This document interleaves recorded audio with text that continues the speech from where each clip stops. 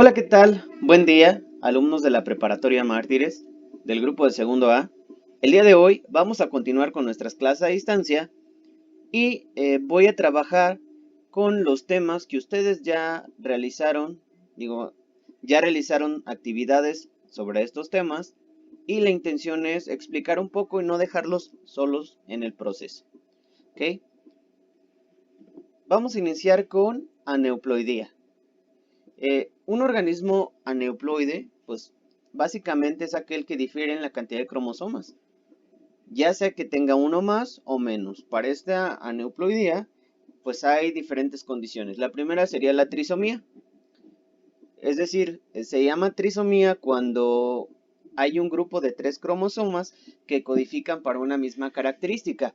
Lo normal son 2. Recordar cuando estábamos viendo el cariotipo humano, sabíamos que nosotros tenemos 23 pares. Entonces, ¿qué pasaría si en uno de estos pues no hubiera un par, sino que hubiera uno de más? A este se le conoce como trisomía.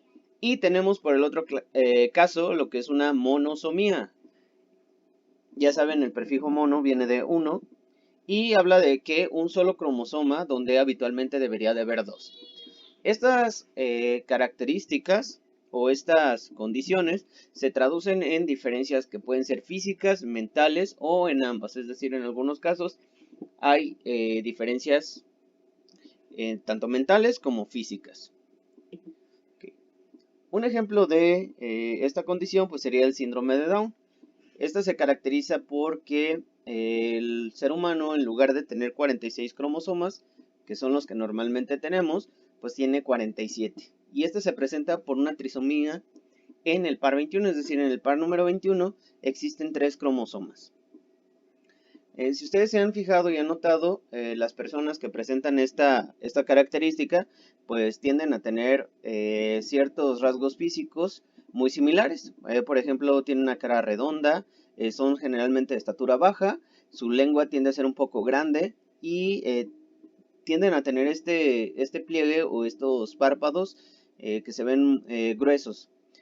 Tienen un retraso mental que es producto del código genético y la frecuencia es de 1 entre 700. Entonces sí es uno de los, digamos, de las enfermedades o de los síndromes más comunes. La verdad la probabilidad es alta si consideramos todos los embarazos que suceden y esta condición pues también es más probable que una mujer pueda tener un hijo con estas características si se embaraza después de los 40 años. Por eso es recomendable que no sean tan... ya no es recomendable que una mujer sea madre después de cierta edad, en este caso después de los 40 años, ya que el riesgo de que los hijos padezcan alguna de estas enfermedades pues va a aumentar, ¿no? Tenemos además el síndrome de Klinefelter. Este es una trisomía, perdón, en el par número 23. Se da principalmente en varones. Ellos tienen una deficiencia mental. Tienden a ser estériles, ya que los testículos son un poquito, pues no están desarrollados y se presentan uno de cada 100. Entonces también es muy común esto, ¿no? Algunas características, pues, estatura media baja, son un poco tímidos, tienen tejido mamario agrandado, que se conoce como ginecomastia, es decir, es una característica, y tienden a tener huesos débiles, es decir, tienen este cromosoma de más en los cromosomas sexuales, por lo tanto hay una diferencia o el organismo pues no alcanza a detectar si a qué sexo pertenece, ¿no? Si es hombre, es mujer, ya que existen estos tres cromosomas que están como intentando eh, expresarse, y es por esa razón que son varones, pero tienden a tener estas condiciones también o características femeninas. Tenemos el caso también del síndrome de Turner. Este es una monosomía, es decir, en el par 23 o en el de los cromosomas sexuales, pues en lugar de haber 2 cromosomas solamente hay uno, que es el X. Estas personas presentan baja estatura, bajo coeficiente intelectual, es decir, está relacionado con la genética, con el coeficiente intelectual, ya lo vimos en los otros dos casos, y la frecuencia es de 1 entre 100 nacimientos. Entonces, pues agradecer, ¿no? Nosotros que estamos bien, ¿no? Que tenemos facultades completas y que muchas veces, y no debería, ¿no? Se toman estos síndromes como objeto de burla. En realidad es algo que no se decide, es algo con lo que se nace y que, pues no sabemos, ¿no? Quizás más adelante, como decían ahí en la calle, ¿no? No te burles, puedes tener un hijo así. Que realmente eh, por la frecuencia, pues también vemos que sí es común y alta probabilidad de que suceda, ¿no? Y tenemos el caso de la poliploidía. Esta, a diferencia de la aneuploidía, esta se va a basar en el número de juegos de cromosomas. Por ejemplo, imaginemos nosotros tenemos 23 pares de cromosomas, pero ¿qué pasaría si no tuviéramos 23 pares, sino que tuviéramos 3 juegos de 23 pares? ¿Sí? Es decir, tendríamos gran carga genética. Y se presenta principalmente en las angiospermas.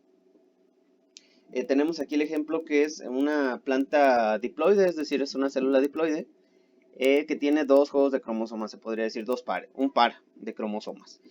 Al haber un error en la meiosis, pues se separan, dando como producto dos células de esta misma carga genética. Al combinarse, pues van a producir una planta que en lugar de tener dos pares, pues va a tener cuatro, es lo que se conoce como tetraploide.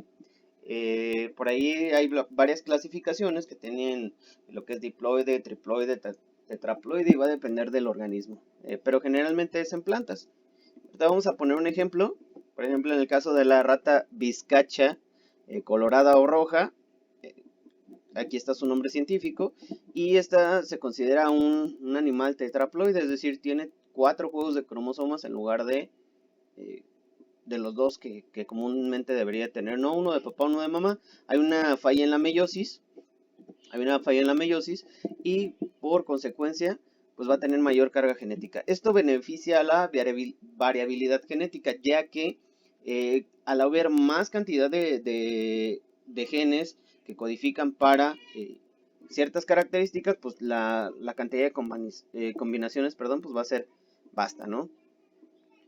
Y pues me parece que hasta aquí lo vamos a dejar. Espero esta explicación te haya servido para comprender un poquito más el tema. Y pues sería todo por el día de hoy. No tendríamos actividad. Repito, esto solamente era para repasar lo que ya hicieron.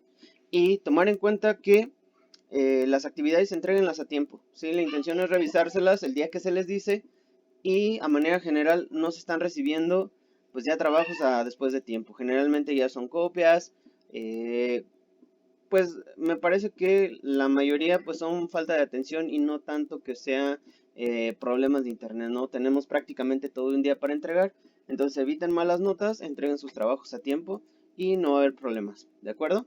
Ok, sería todo por hoy, nos vemos y hasta la siguiente clase. Adiós.